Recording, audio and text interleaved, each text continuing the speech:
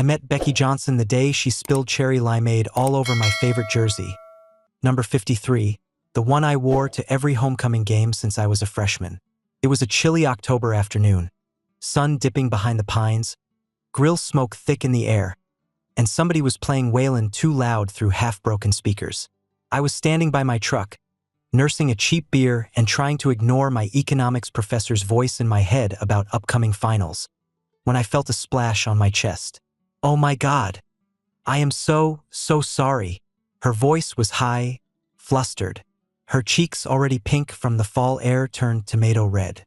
I looked down, then back at her, a blonde in a sorority jacket with wide green eyes and a nervous smile. "Guess you owe me dinner now," I said without thinking. She blinked, laughed a little too hard, then kept apologizing like I just lost a leg instead of a stained shirt. Her name was Becky, a marketing major with a minor in apologizing, apparently. Said she liked old trucks and small towns. Claimed she wasn't like the other girls. I didn't know then that every man hears that at least once in his life, and it always sounds true the first time. That night, we sat on the tailgate of my Silverado and talked until campus security kicked everyone out. She told me about her strict Baptist upbringing, her daddy being the pastor, her mom running women's ministry, and how she wasn't even supposed to be at the tailgate. I told her about losing my dad to a heart attack at 15, about helping my mom run our family's soybean farm until I got into the business program. We connected over scars, hers from repression, mine from responsibility. What started with a soda stain turned into nightly phone calls, weekend drives out to the river, and long silences that didn't feel empty. She'd doodle little farmhouse sketches while I talked about crop yields and startup loans. I thought I was boring her. She swore I wasn't. 2 years later, I proposed beside a lake just outside of Waco. I built a little fire, packed a cooler with wine coolers, her guilty pleasure, and knelt on one knee as frogs croaked around us. She cried like it meant everything. I believed it did. Looking back now, I wonder if she cried because it was real, or because she already knew it wouldn't last. Becky moved into my rental house that summer. I was working 60 hours at a local agribusiness firm while moonlighting for an older farmer who wanted help digitizing his books. I saved every extra dollar and bought 10 acres west of town for a steal. Rocky soil, bad fencing, but a real chance at something of our own. She called it our rustic dream, like we were starring in a magazine spread. She kept saying she wanted chickens and a vegetable garden. Something simple. The first red flag didn't come waving.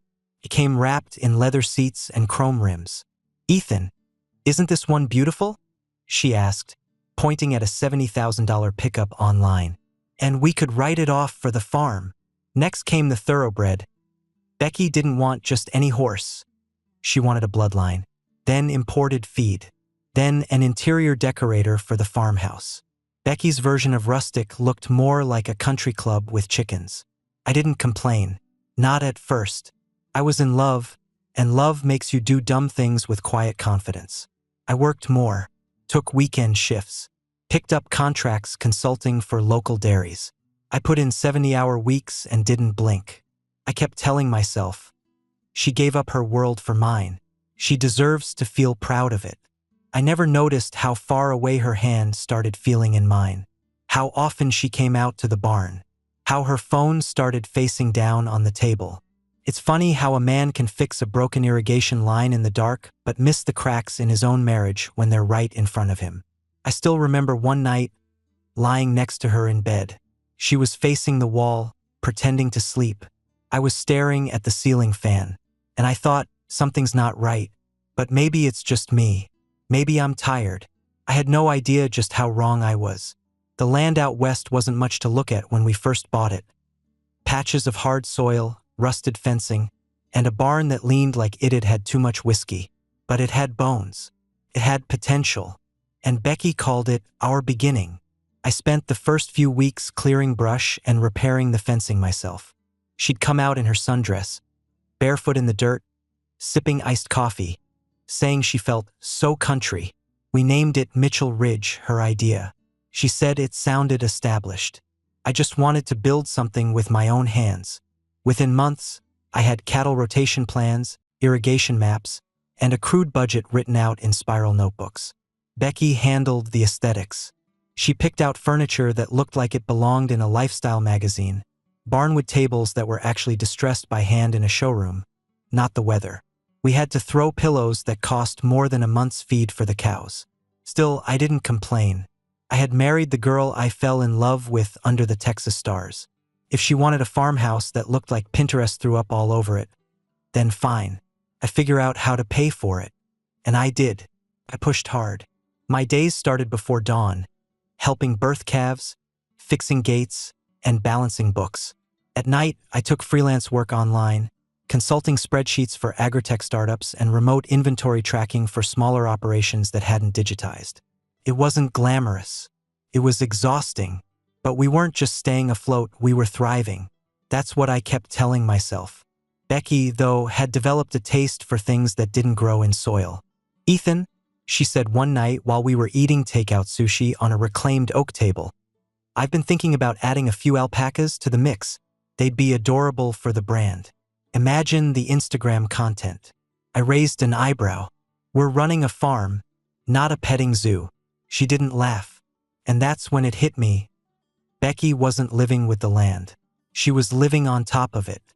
Like the whole thing was one big backdrop for her curated version of country life. She wanted livestock like accessories, not living, breathing investments. Her friends would come out for wine nights and take selfies next to horses they couldn't name. But I kept my mouth shut. I kept working. Because every time I brought up cutting back expenses, she'd lean in and whisper, "You're doing such a good job, babe. I'm so proud of you." And those words, "I'm proud of you," hit something deep in a man like me. A man raised to measure worth by how much he could carry before asking for help. So I carried more. She got a new phone, a new horse, a new wardrobe that looked like Nashville's costume department. And when she wanted to repaint the barn for aesthetics, I didn't flinch. I just moved money around and figured it out. But slowly, the distance between us grew. She stopped coming to the fields, said it was too hot, or she had Zoom calls for a boutique she was thinking about launching. She slept in late, spent afternoons at the vet's office with her horse, or downtown with her girls' group from church. And when she was home, it was always noise. Phone calls, wine, reruns of home design shows playing in the background. The stargazing stopped. The late-night tailgate talks never returned. We were two people living in a magazine spread, smiling in photos, disconnected in real life. One evening, I came in from a long day hauling feed and fixing the south gate. I was covered in dust and sweat, my shoulders burning, and all I wanted was a cold beer and 10 minutes of quiet. She looked up from the couch, gave me a quick smile, and said, "Can you take a look at the guest house plans? I found this architect from Austin. He's a little pricey, but totally worth it." I stared at her. Guest house? For who? She didn't even look away from her tablet. For when friends visit. It'll also increase property value. I didn't say anything, just grabbed my beer and walked out to the barn, where at least the animals didn't pretend. That night, lying in bed beside a woman I barely recognized, I stared at the ceiling and asked myself a question no married man wants to ask. If this isn't what I signed up for, when did I stop noticing the contract had changed? She still wore the same smile. She still said the right words. But her eyes never met mine anymore. Her laughter didn't come from the same place. And her phone, always face down, buzzed more at night than it ever did during the day. Something was off, and I was too tired to dig into it. But not for long, because a storm was coming. I could feel it, and when it hit, I wouldn't be caught unprepared. Not again. It was a Tuesday mid-afternoon, the kind of day where the sun bleaches everything flat and quiet. I'd just finished hauling bales from the east paddock when I saw an unfamiliar sedan parked halfway down the driveway. Dust still hung around the tires like fog. I wiped my hands on a rag, stepped out of the barn, and narrowed my eyes. Emily Carlson. I hadn't seen her in almost a year. Becky used to call her my oldest friend, though their friendship had always seemed more like a Cold War in slow motion. Passive jabs wrapped in scripture and compliments that felt like threats. Emily was always around, though. Church functions, dinner parties, those wine and devotion nights that turned into gossip fests disguised as prayer groups. She looked nervous, clutched her handbag like it was full of broken glass. I motioned her toward the porch. "You got 5 minutes," I said. "Unless you're selling something." She sat, legs crossed too tight. Her eyes flicked over my boots, the sweat on my collar, the old scar above my knuckle. Then she said, "I need to show you something, and I need your help." She unzipped her bag and pulled out a thick manila envelope, the kind you use for court papers or dirty secrets. I didn't touch it at first, just stared. "What is it?" "It's about Becky." I already knew. Not the specifics, not the depth, but I knew. A man knows when something's rotting in his house. The perfume changes. The lies get practiced. The love goes cold in all the small, invisible places. When I opened the envelope, I didn't say a word, just flipped through. Photos, texts, time-stamped emails, hotel receipts, GPS logs, surveillance stills, 74 pages of betrayal, collated and printed like a goddamn report. And there he was, Dr. Jason Cooper, the town vet, Becky's so-called friend. The one she visited so often with excuses that never made sense. The guy, she said, understood horses better than most people. I always thought he looked too polished for country life. Too smooth. Now I know why. "It's been going on for over a year," Emily said, her voice shaking. "And she's pregnant." My stomach didn't drop. It hardened. I stared at the photos. Becky laughing in a sundress outside a roadside motel, Jason's hand on her waist. Texts where she talked about how she was trapped in a boring life, how Ethan won't see it coming, and one message that ended it all for me. "Just a few more months. I'll fake the dates. He'll think it's his." That was the moment something inside me shut off. Not broke, shifted. I finally looked at Emily. "Why are you giving me this?" She looked down. "Because I can't stay here anymore. They'll ruin me if I cross them, her parents, Jason, Becky. But I need out. I need money to get to Nevada, start fresh." I rubbed my jaw. "So this is a trade?" She nodded. "I figured you'd want the truth.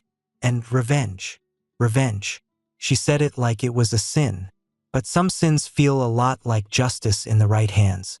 I stood up, walked into the house, and grabbed the checkbook from the junk drawer. Wrote her a number big enough to start over, but not enough to feel like a bribe. She didn't argue. "Once I cash this, I disappear," she said. "You never saw me."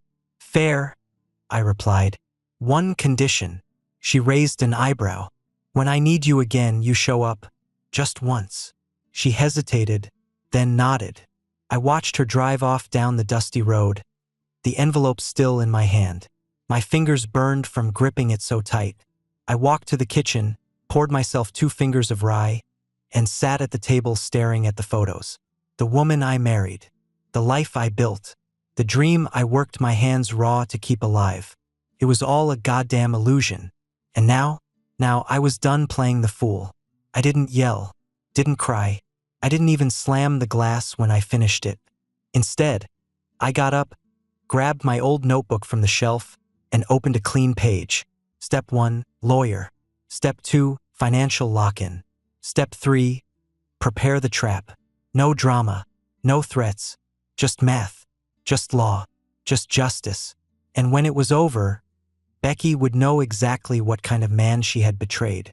Not the kind who whimpers, not the kind who pleads, the kind who plans. The Sunday after Emily handed me that envelope, I sat through service at First Baptist like I always had. Tie cinched, jaw tight, boots polished. Becky sat beside me, radiant in a pale blue dress, her hand resting on mine like nothing had changed. Her parents, Robert and Susan Johnson, took their place up front. Behind the pulpit, she seated in the first pew like a queen guarding her throne. Pastor Robert spoke about loyalty that day, about honesty in marriage, about the sacred covenant between husband and wife. I didn't flinch, but in that moment, I understood something I hadn't before. This man wasn't just a liar. He was a performer, a manipulator. He wasn't preaching to sinners. He was preaching over his own guilt. daring anyone to call him out while hiding behind scripture. 3 days later, I found the proof. I'd asked my lawyer to comb through every message Becky had ever sent on the shared cloud account. She wasn't tech-savvy enough to scrub anything. That's when we hit gold. Buried inside a private family thread labeled Home and Prayer, I found messages that made my skin crawl. Susan, we can't let this ruin everything. He's stable, quiet. Ethan will raise the child if we guide this carefully. Robert, this is about more than them. It's about our family name, our church. God understands strategy. Strategy, that's what they called it. Using me as a cover, smiling in my face while plotting behind closed doors, letting me spend every ounce of myself building a home, working double shifts, while they knew their daughter was cheating and still encouraged the act to protect their image. There was another text that finally broke something in me. Robert to Becky, lie until after Thanksgiving. Play the part. Ethan will believe what he wants to believe. God will forgive what the world can't know. I sat there in the barn that night, holding my phone in one hand and a hammer in the other, staring at those words like they were a second betrayal layered on top of the first. Becky hadn't just chosen Jason. She'd chosen them, her parents, their reputation. Their religion is camouflage for control. I thought of every moment that man had prayed over me. At our wedding, at our first dinner as a couple, when I was sick last winter. He placed hands on my shoulder, called me son, quoted scripture like it was a bomb. All the while, he knew. I didn't yell. I didn't go storming into their house or drive off in rage. That's not how you handle men like Robert Johnson. Men like that thrive on chaos. They deflect, twist, pull you into the dirt and call it forgiveness. No, this needed silence.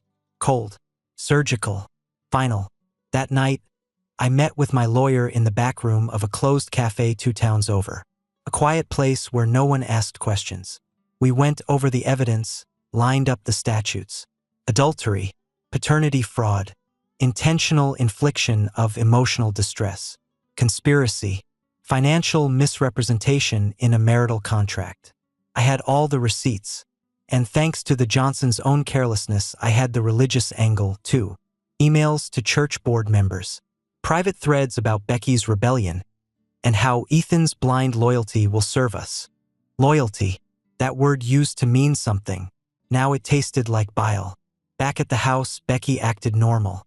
She cooked dinner, laughed at the sitcom on TV, even suggested we visit her parents for Thanksgiving. They've been missing you, she said sweetly, slicing into her steak. Dad wants to talk about maybe setting up a couple's retreat for the church. Said he's proud of us. I nodded, chewing slowly. Proud. Funny how betrayal always wears its Sunday best right before it falls apart. She kept talking, something about baby names. Of course, names she thought I'd like.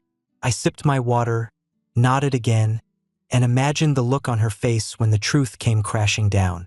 Not today, not tomorrow, but soon. Because when I strike, it won't be from anger. It'll be from control. And every person who sat at that sermon last week, who nodded along to Robert's righteous words, will watch the curtain fall. And they'll see what kind of man Ethan Mitchell really is. Not the fool in the flannel they thought they could manipulate, but the storm they never saw coming. The next morning, I sat on the porch with a legal pad, a black coffee, and the kind of clarity that only comes when the lies are all out in the open.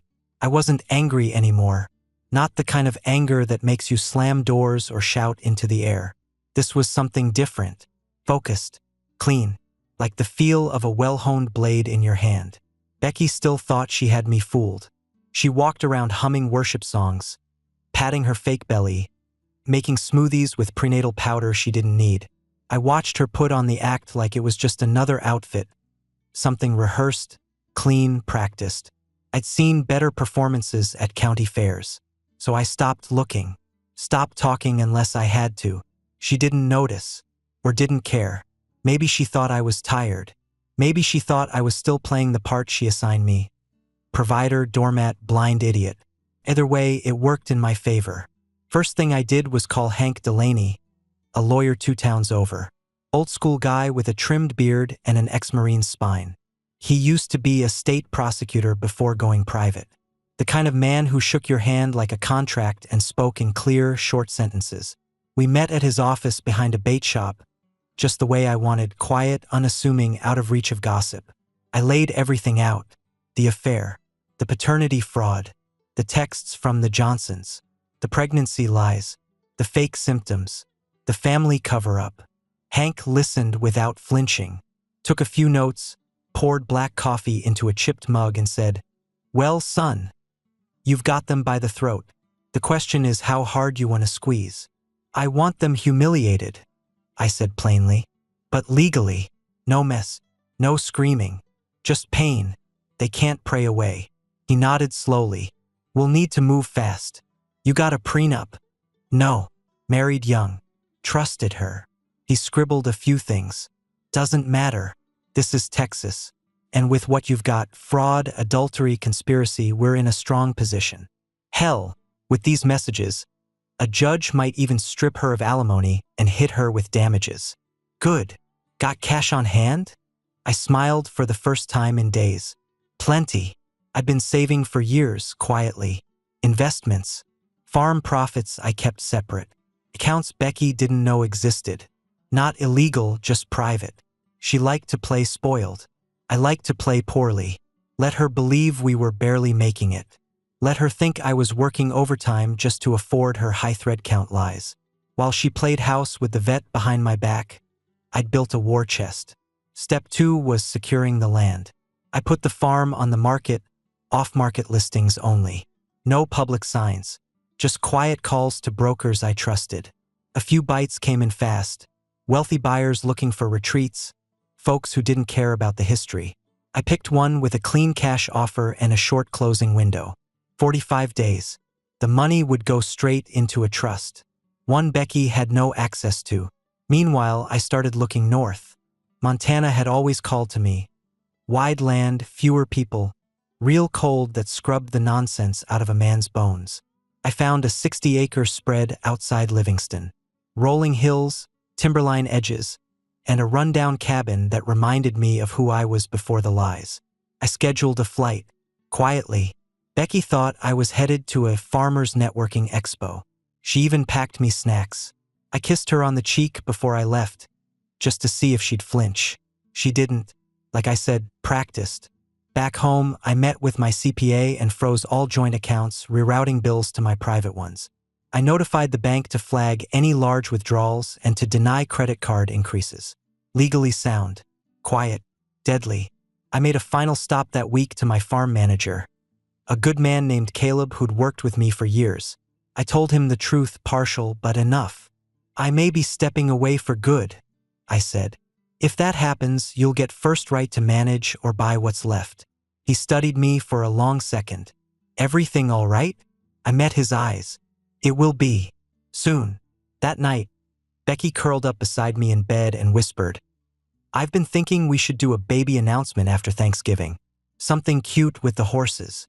I smiled in the dark. "Sure, whatever you want." She thought she'd already won. Thought the game was over. But the truth was, she hadn't even heard the whistle. Thanksgiving was 2 weeks away. 2 weeks until her world, her lies, her smug little kingdom, burned down in front of everyone she'd fooled. I didn't need to scream, didn't need to threaten. I had something better. Leverage. I never liked Thanksgiving much. Too many people pretending they cared. Too much food that didn't taste as good as it looked. But this year, I looked forward to it like a man waiting for a fuse to reach the powder. Everything was ready.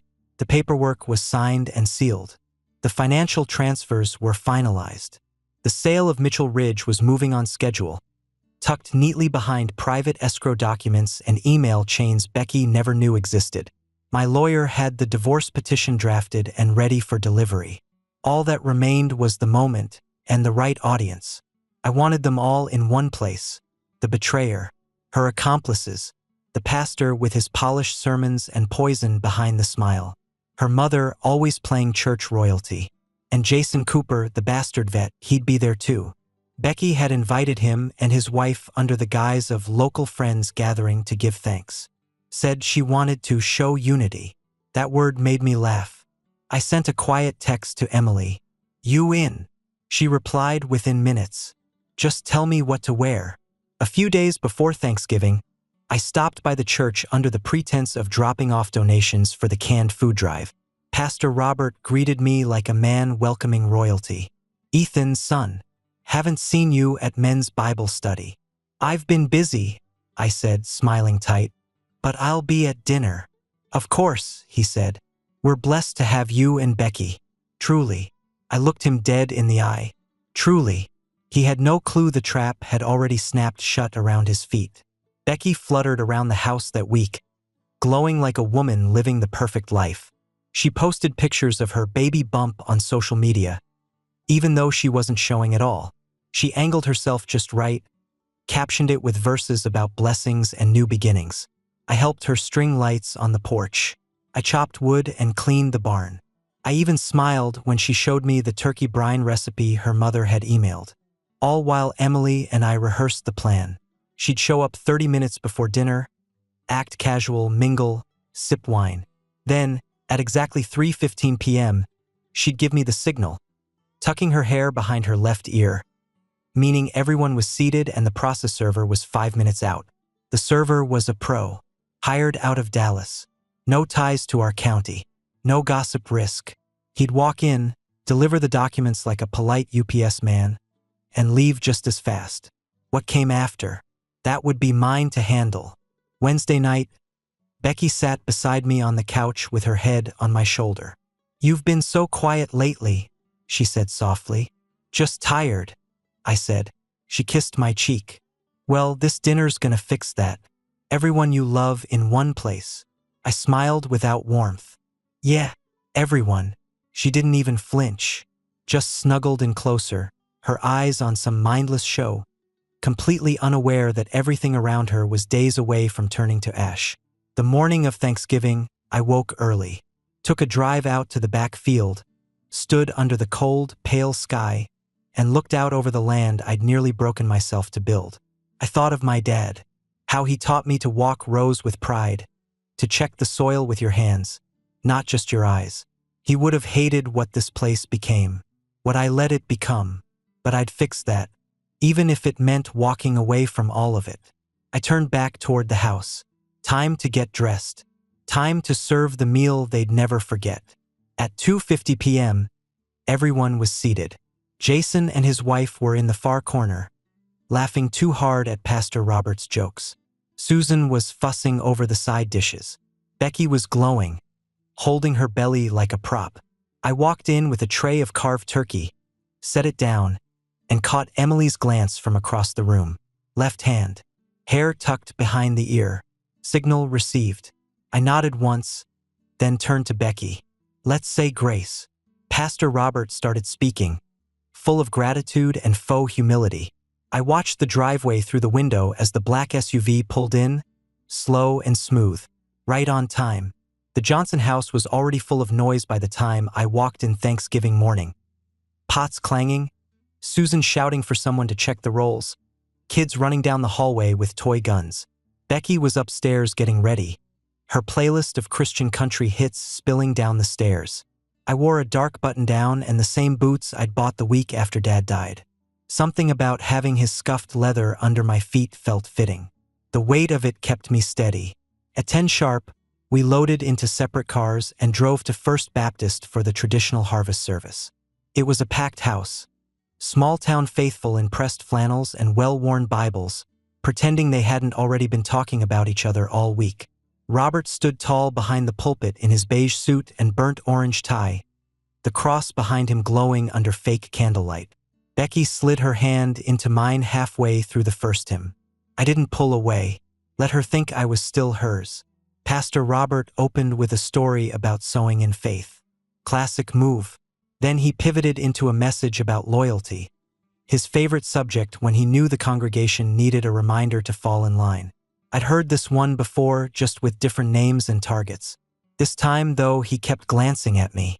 "Sometimes, church," he said, palms raised, voice steady.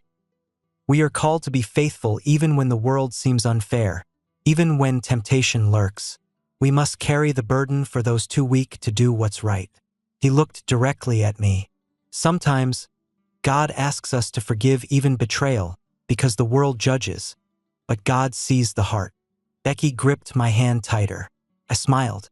She thought this was for her, that this was some subtle olive branch, a preemptive excuse wrapped in scripture. What she didn't realize was that Robert wasn't preaching about forgiveness. He was warning me, threatening in the only way cowards in collars know how. It was the last sermon he'd ever give with my respect. After the service, everyone funneled out into the sunlight for cider and awkward small talk in the parking lot. Susan floated around with that smile she'd perfected over years of Sunday potlucks and Bible luncheons. The kind that said, "I love Jesus," while silently judging your dress length. Jason Cooper shook my hand. Strong grip, eyes too friendly. "Heard you've been busy with the herd," he said. "Always something to shovel," I replied, locking eyes. Becky wrapped her arms around his wife's shoulders. "You have to come by early for dinner," she said. "It'll be just like old times." Jason's wife laughed, but something in her eyes flickered. A crack. Good. I wanted her to start feeling it. That pull in the gut when something doesn't add up. By the time we got back to the Johnsons' place, the table was set, the wine uncorked, and the air thick with anticipation no one could name. Except me. I knew exactly what was coming. Emily arrived 20 minutes later. Dressed simple. Dark jeans, neutral blouse, hair pulled back tight. She hugged Becky like old friends do when there's company watching. Nobody noticed her slipping her phone into her jacket pocket and angling it toward the living room. She gave me a brief glance and moved toward the window seat, where she could see everything. At 3:10, Pastor Robert led a prayer over the meal. He asked God to bless the food, the hands that prepared it, and the fruit of holy unions. He droned on about sanctity and reputation, voice thick with pride. I bowed my head, but my eyes stayed open. I watched the driveway. A black SUV turned the corner and rolled in slow. Emily tucked her hair behind her left ear. Time. I stood from the table just as Robert ended the prayer. "Before we eat," I said calmly, "we've got one more guest." Heads turned. Becky looked confused, then smiled nervously. "Who?" The front door knocked 3 clean raps. I walked toward it slowly, opened it, and stepped aside. The process server walked in, calm, polite, and handed out 3 manila envelopes. One to Becky, one to Robert, and one to Susan. Nobody moved. Then Becky spoke. "What's this?" I looked at her squarely. "It's the truth." The room went silent. No clinking of forks. No fake laughter. Just the sound of Susan's pearl bracelet sliding down her wrist as she opened the envelope with trembling fingers. Robert stood stiffly, eyes scanning the first few lines like he could blink away the meaning. But Becky, she just stared at hers. "Ethan," she said slowly, the fake warmth in her voice cracking. "What is this?" I stepped back toward the table, pulled the chair out calmly, and laid a black USB stick on the centerpiece wreath like it was dessert. "It's everything you lied about," I said. "Everything you thought I'd never see." She blinked, looked at her father, then back to me. "I don't understand." Emily, seated across the room, raised her phone slightly. "Recording." "Let me help you understand," I said. I clicked the remote I'd stashed behind the turkey tray, and the living room television lit up. A slideshow of photos appeared. Becky and Jason, at motels, at his clinic, in his truck, her with her legs across his lap, laughing. One frame showed her holding a sonogram, not the one she showed me, but the one she sent to him 2 weeks earlier. Gasps rippled through the room. Jason's wife stood up, shaking. "You told me you were in Houston that night." Jason muttered something, already backing away like a kicked dog. I can explain." "No, you can't," I said. Then I turned to Becky.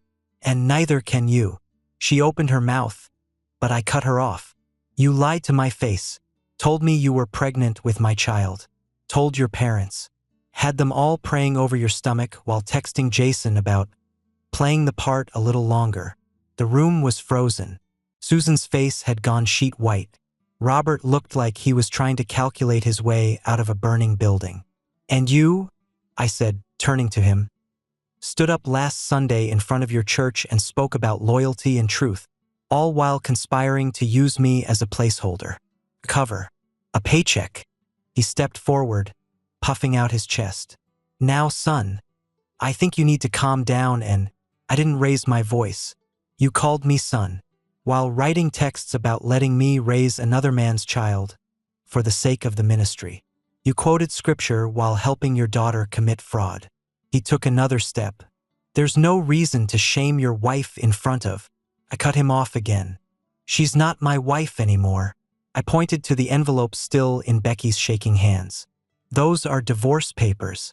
Irreconcilable betrayal, adultery, fraud, accompanied by a paternity waiver and evidence packet already submitted to the court. Then I turned to Susan. You're included too. That envelope outlines a formal cease and desist for any communication, digital or verbal, from you or your husband to me moving forward. You lied. You are enabled. And you're done. Susan tried to speak. Couldn't. Becky stood up. Ethan, please. This doesn't have to be like this. Oh, but it does, I said, taking one final step closer. Because you didn't just betray me. You mocked everything we built.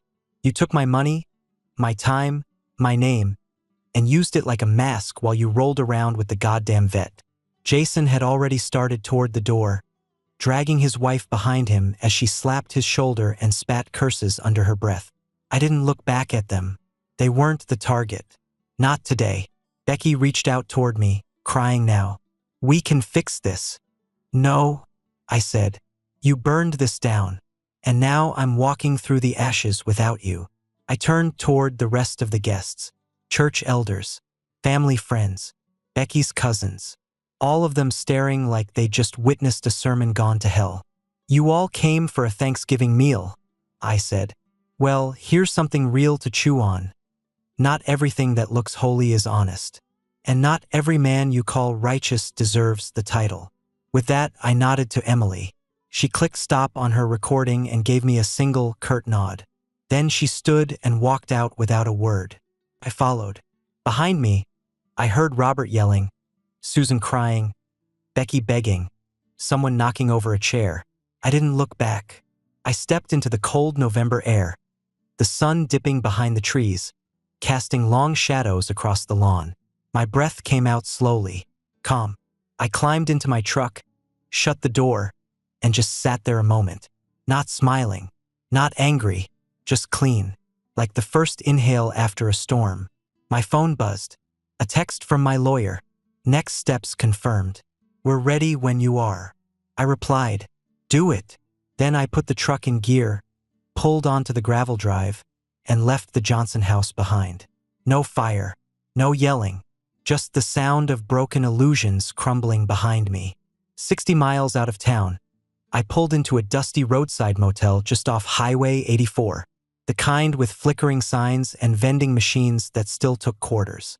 I parked around the back, under a crooked pine tree, and sat in the truck with the engine running for a minute, staring into the dark. I wasn't shaking, wasn't smiling either. Just still, like the kind of still that settles over a field after you've cleared out the dead brush and burned it to the ground. Inside, the room was small, faded carpet, one lamp, bedspread with a pattern from the 1980s, but it was mine for the night. I dropped my bag by the door, sat on the edge of the bed, and pulled out my phone. A message from Emily was waiting. That video hit every inbox in the church board. Robert's done. Jason's clinic is already losing clients. You want me to send the footage wider? I stared at the screen for a long second, then typed, no, let them rot quietly. I didn't need to destroy them further. That kind of revenge only keeps the wound open. What I gave them at Thanksgiving wasn't rage. It was true, sharpened, and served cold. Anything more would have turned me into them, manipulators in the name of righteousness. I transferred the rest of Emily's money, no questions asked. She'd earned it. Then I turned off my phone. And for the first time in months, maybe years, I just sat in silence. The next morning, I left before sunrise. Drove through the fog with the window cracked just enough to feel the cold sting of November air. It cut through the cabin like a reminder. You're alive. You're free. I stopped by my lawyer's office just long enough to sign the final authorizations. Becky wouldn't see a dime more than she legally had to. No house, no land, no alimony. The child wasn't mine, the proof was ironclad. The paternity fraud clause voided any marital benefit she thought she'd collect. Robert and Susan would face their own fallout. Robert was already suspended from the pulpit pending a full board review. Their ministry's reputation? Shot full of holes, all of them self-inflicted. I didn't need to lift another finger. Justice was done. That weekend, I flew to Montana. The property outside Livingston was colder than I remembered, but the land felt honest. Windy, open, like something untouched. I walked the perimeter in heavy boots and silence, the grass crunching underfoot. The cabin needed work. Roof was warped. Plumbing is outdated. No internet unless you ran a line a quarter mile through rocky soil.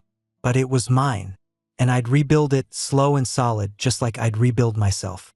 One night, I sat outside by a fire pit I'd dug myself. Simple circle of stones, some dry logs, a folding chair that squeaked when I leaned back. I thought about Becky, not the Becky who spilled a drink on my jersey, not the one who cried when I proposed by the lake. I thought about the woman who lied, who schemed, who let her parents treat me like a pawn in their religious theater. And I let her go. She would never know the version of me I was becoming. The one who didn't beg, didn't break. The one who didn't just survive betrayal but rose through it. People ask me sometimes. Friends who heard whispers, folks back home who caught wind of the Thanksgiving explosion. If I regret how I handled it, I always say the same thing. No.